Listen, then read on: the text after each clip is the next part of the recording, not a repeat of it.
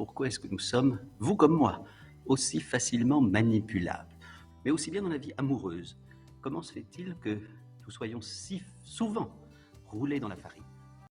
Bonjour à tous. Bon, alors aujourd'hui nous allons aller dans les tréfonds de l'âme humaine avec un magnifique et merveilleux moralisateur, oh, une morale extraordinaire sur l'affaire concernant un psychanalyste. J'ai nommé, vous l'avez deviné, vous l'aurez reconnu toutes et tous, Gérard Miller. Eh oui, Gérard a frappé et nous allons en voir un peu plus long. Bon, alors là, ça va être gratiné. C'est sur un article paru, un des très nombreux articles parus. Il y a 18 mois, lorsque l'affaire a éclaté suite à une enquête fouillée du magazine Elle, Gérard Miller demandait à être entendu au plus vite, afin de s'expliquer sur les multiples témoignages de femmes qui le désignaient comme celui les ayant vus ou agressés. Il assurait alors vouloir réserver sa parole à l'institution judiciaire. Selon nos informations, il n'en a rien été. Durant les 48 heures qu'a duré son placement en garde à vue dans les locaux de la brigade de protection des mineurs de Paris, comme nous l'avions révélé, lundi, le célèbre psychanalyste est resté mutique. Miller, bientôt mis en examen alors qu'il faisait état de son droit au silence, il a été finalement hospitalisé la nuit dernière à l'Hôtel-Dieu à Paris. C'est au chevet de son lit d'hôpital que le juge d'instruction en charge du dossier l'a mis en examen pour 6 faits.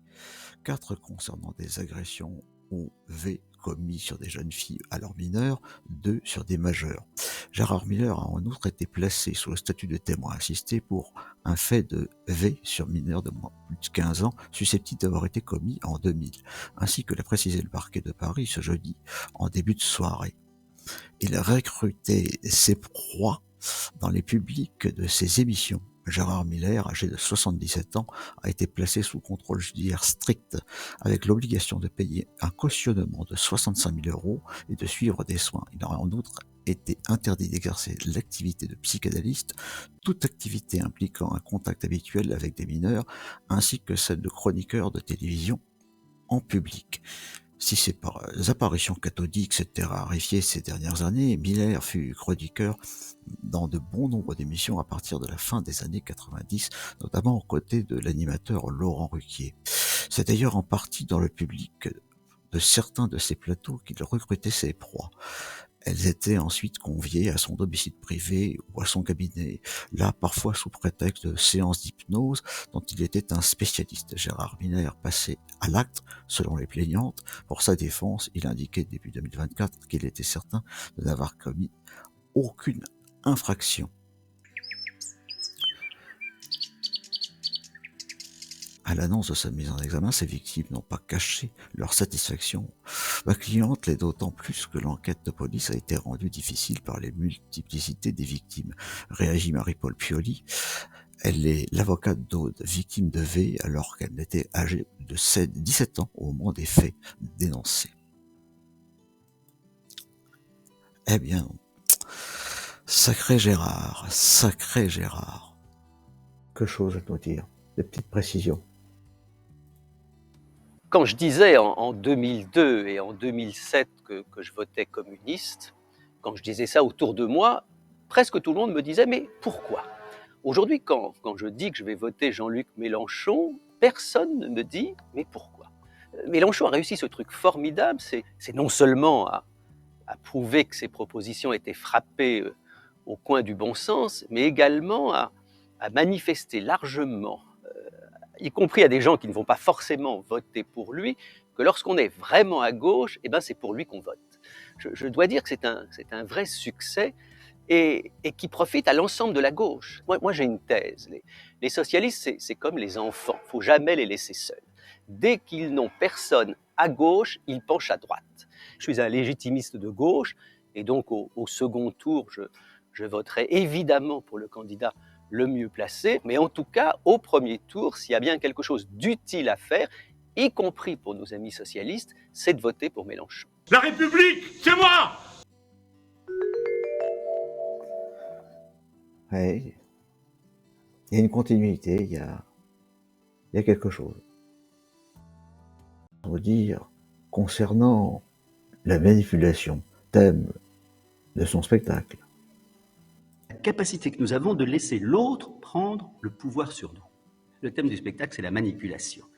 Pourquoi est-ce que nous sommes, vous comme moi, aussi facilement manipulables? Dans la vie politique, évidemment, je ne me prive pas de parler de la dernière campagne électorale, par exemple, mais aussi bien dans la vie amoureuse. Comment se fait-il que nous soyons si souvent roulés dans la farine? La capacité que nous avons de laisser l'autre prendre... Quand on croit qu'il y en a plus, ben, il y en a encore.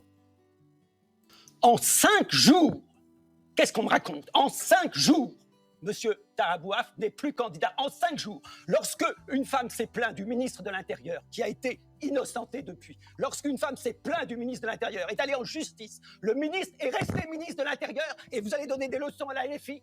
La LFI, en 5 jours, a réglé effectivement ce qu'elle pouvait régler à son niveau. Elle ne s'est pas substituée à la justice. Quand dans une chaîne de télévision, il y a quelqu'un qui vient vous dire, par exemple, une agression, vous agissez à votre niveau, vous écoutez la personne, et si vous voulez la sanctionner, c'est en tant qu'employeur ou en tant que responsable de parti. Vous n'allez pas vous substituer à la justice. La justice doit faire son travail. Et quand on dit, mais pourquoi n'ont-ils pas porté plainte? Pourquoi ne sont-ils pas allés? Ces femmes, ou cette femme, je ne sais pas combien de personnes il y a exactement, ont un cheminement à faire. Vous avez vu à quel point certaines femmes qui ont été abusées ont mis des années avant de parler. Donc, en 5 jours, on dit, mais M. Mélenchon a soutenu. En 5 jours, M. Bouaf n'était plus candidat. Où, dans quel parti est-ce qu'on agit comme ça? Quand je vois qu'effectivement, dans la majorité actuelle, il y a encore telle ou telle personne qui a été condamnée pour des agressions ou pour des violences et qui est toujours candidat. Et vous allez donner des leçons à Clémentine Autain ou Sandrine Rousseau, qui elles-mêmes, dans leur chair, ont connu ce que c'est que la violence sexuelle et qui, depuis des années, sont des femmes que vous pouvez critiquer, condamner, dire ceci ou cela, mais pas sur cette question-là.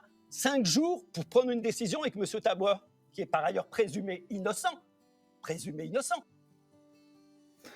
Ah, Gérard, faites ce que je vous dis, mais faites pas ce que je fais. Un adage qui lui correspond à loisir. La perfection, le summum.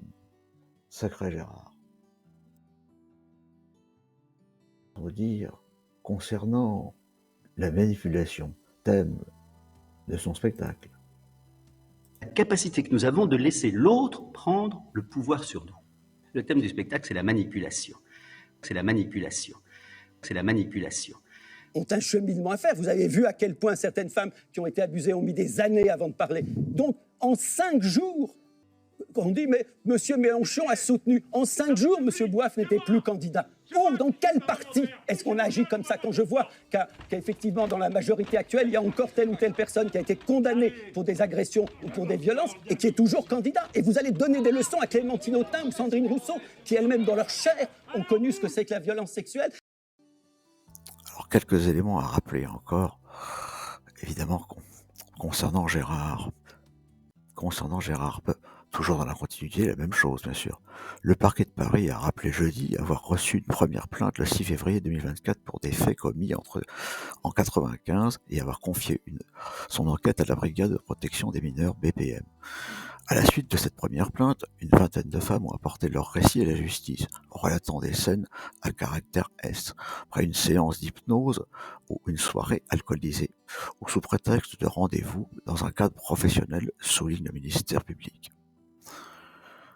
À chaque fois, un même mode opératoire est décrit dans un même lieu, l'hôtel particulier parisien de M. Miller. Sa femme était âgée de 14 à 25 ans au moment des faits décrits, selon le parquet qui a écarté certains de ces faits susceptibles de qualification pénale, mais qui sont apparus prescrites. Selon elle et Mediapart, plusieurs dizaines d'autres femmes se sont déclarées victimes de M. Miller pour des faits allant du comportement déplacé aux violences S. Fin février 2024, le psychanalyste avait d'abord contesté les premiers témoignages sur X. Avec toutes les femmes, j'ai la conviction de n'avoir contraint personne, prenant au pied de la lettre tout embarras, tout refus, et ce, tout particulièrement quand je m'engageais sur le chemin de la séduction, avait-il soutenu. Gérard, dans son hôtel particulier, et sur le chemin, il s'engageait sur le chemin de la séduction. C'est étonnant. Oui, oui. Mais bon, Gérard est de gauche, il s'engage dans son hôtel particulier sur la voie de la séduction, des dizaines de femmes. Oui. Bon, bah, comprenne qu'il pourra, et je vous dis à bientôt et à ciao. Le thème du spectacle, c'est la manipulation. C'est la manipulation. C'est la manipulation. Le thème du spectacle, c'est la manipulation. C'est la manipulation. C'est la manipulation.